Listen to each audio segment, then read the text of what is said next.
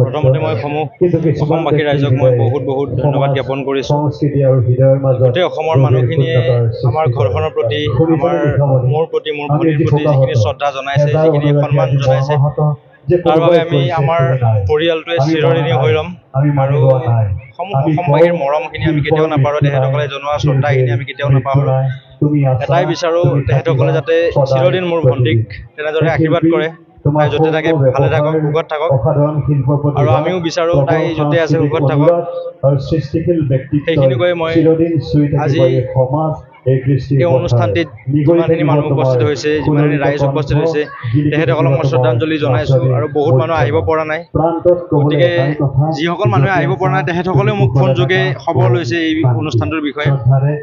গতিকে সমূহ ৰাইজক মই বহুত শ্ৰদ্ধা জনাইছোঁ, বহুত সন্মান জনাইছোঁ, তেখেতসকলে আমাৰ ভণ্টিক ইমানখিনি মৰম দিয়াৰ বাবে।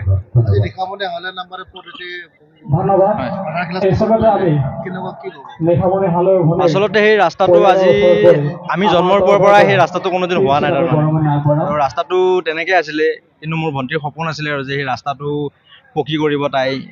আমাৰ EM ছাৰক তাই ৰিকুৱেষ্ট কৰিব, যেতিয়া তাই আৰু অলপ জনপ্ৰিয় হ'ব তেতিয়া ৰাস্তাটোৰ বিষয়ে তাই ক'ব। তাই সপোন আছিল মানে ৰাস্তাটো, কাৰণ আমাৰ ঘৰত বহুত মানুহ আহি থাকে নামৰ কাৰণে, কিবা তাই লাজ পাইছিলে আচলতে ৰাস্তাটোৰ কাৰণে।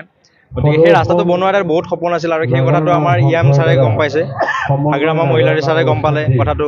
গতিকে তেখেতসকলে গম পাই ৰাস্তাটো খুব কম দিনৰ ভিতৰতে আধাশিলাটো কৰিছে, আৰু অতি সোনকালে ৰাস্তাটো তেখেতসকলে কৰি দিব। আৰু এই পথটোৰ জৰিয়তে মোৰ ভণ্টিয়ে বহুখিনি কথা শিকাই গৈছে। গতিকে আমি ৰাইজৰ ফালৰ পৰা, মোৰ ফালৰ পৰা, মোৰ পৰিয়ালৰ ফালৰ পৰা EM আমাৰ গণেশ কছাৰী ছাৰক, হাগ্ৰামা মহিলাৰী ছাৰক, সমূহ BPF পাৰ্টিটোক বহুত বহুত ধন্যবাদ জ্ঞাপন কৰিছোঁ। দলৰ পৰা আমি ইয়াত আজি উপস্থিত হোৱা গোটেইখিনি মানুহকে আমাৰ পৰা সেৱা জনাইছোঁ। আমি যিদিনাৰ পৰাই অনাকাংক্ষিত ঘটনাটো আমাৰ লগত হৈ গ'ল, সেইদিনাৰ পৰাই আমি পৰিয়ালটোৰ লগত সদায় জড়িত হৈ আছোঁ। আৰু আজি আমি এটা ভাস্কৰজ্যোতি বিহু হুঁচৰি দলৰ তৰফৰ পৰা আমি আজি এটা ইনিচিয়েটিভ লৈছোঁ। নিশামণি হালৈৰ যিটো সত্তা, যিটো তাইৰ কালচাৰেল বা যিটো আৰ্টিষ্ট, যিটো সত্তা, সেই সত্তাটোক চিৰদিনৰ কাৰণে জীয়াই ৰাখিবৰ কাৰণে আমি ভাস্কৰজ্যোতি বিহু হুঁচৰি দলৰ তৰফৰ পৰা নিশামণি হালৈৰ নামত নিশামণি ট্ৰাষ্ট ফাউণ্ডেশ্যন নামেৰে আমি এটা আজিৰ পৰা অনুষ্ঠান এটা নতুনকৈ আৰম্ভণি কৰিছোঁ।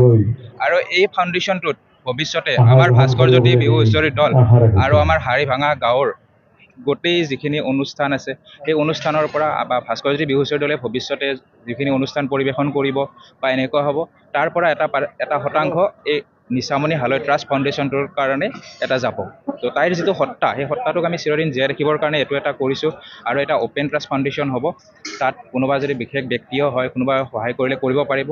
আৰু এই অনুষ্ঠানটোৰ জৰিয়তে এই ভৱিষ্যতে যিখিনি বিহুৰ লগত জড়িত আমাৰ শিল্পী আছে বা অন্যান্য যিখিনি কালচাৰেল লাইনত জড়িত শিল্পী আছে, এই শিল্পীসকলে ভৱিষ্যতে যদি কিবা বিপদত পৰে বা কিবা অসুখ বিসুখত পৰে, তাইৰ নামৰ এই ট্ৰাষ্ট ফাউণ্ডেশ্যনটোৰ জৰিয়তে এই শিল্পীসকলক ভৱিষ্যতে এটা যিমানখিনি পাৰোঁ আমি আৰ্থিকভাৱে এটা সহায় কৰাৰ কাৰণে এটা ইনিচিয়েটিভ লৈছোঁ।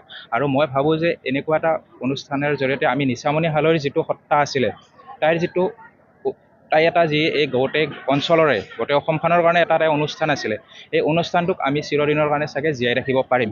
তো এইটো এটা আমি ভাস্কৰজ্যোতি বিহু হুঁচৰি দলে তাইৰ কাৰণে এটা ইনিচিয়েটিভ লৈছোঁ। আৰু আমাৰ য'ত আখৰা গৃহ হৈছিলে ভাস্কৰজ্যোতি বিহু হুঁচৰি দলত, য'ত আমাৰ অনুষ্ঠান আৰম্ভণি কৰিছিলোঁ, কলীয়াগোসাঁই মন্দিৰ, তাত আমি 9 জেঠ ৰবিবাৰে, জেঠৰ 9 তাৰিখে আমি তাইৰ কাৰণে এটা শ্ৰদ্ধাঞ্জলি অনুষ্ঠান আমাৰ দলৰ ফালৰ পৰা কৰা হৈছে। আৰু এই অনুষ্ঠানটোত আমি যিখিনি মানুহ আছে, যিখিনি সাংস্কৃতিক জগতৰ জড়িত মানুহ আছে বা ব্যক্তি আছে, গোটেইখিনিকে আমি নিমন্ত্ৰণ জনাইছোঁ এই অনুষ্ঠানটোৰ জৰিয়তে। ইতিমধ্যে গম পাইছে, নিশামণি হালৰ এই শ্ৰদ্ধাঞ্জলি অনুষ্ঠান, এইটো নাওকাটাৰ নিজৰ গাঁৱত দৌল মন্দিৰত ৰাজহুৱাভাৱে ইতিমধ্যে অনুষ্ঠিত হৈ আছে। ৰাতিপুৱাৰ পৰা শ্ৰদ্ধাঞ্জলি কাৰ্যসূচী আমাৰ অঞ্চলৰ পিতামহস্বৰূপ বিপিন চন্দ্ৰ কেওট ছাৰদেৱে আৰম্ভ কৰিছে। লগতে অঞ্চলৰ বিশিষ্ট ব্যক্তি কিছুমান আছিলে, আমাৰ প্ৰয়াত জুবিন গাৰ্গদেৱ আৰু ৰামচৰণ ভৰালীদেৱৰ তাতো আমি শ্ৰদ্ধাঞ্জলি জনাইছোঁ। তাৰে পিছ মুহূৰ্ততে আমি কাৰ্যসূচী হিচাপে সৰ্বধৰ্ম প্ৰাৰ্থনা আছিল, প্ৰায় 68মান এনেকুৱা বিভিন্ন ধৰ্মীয় ৰাইজ ইয়াতে আহি প্ৰাৰ্থনা কৰিছে।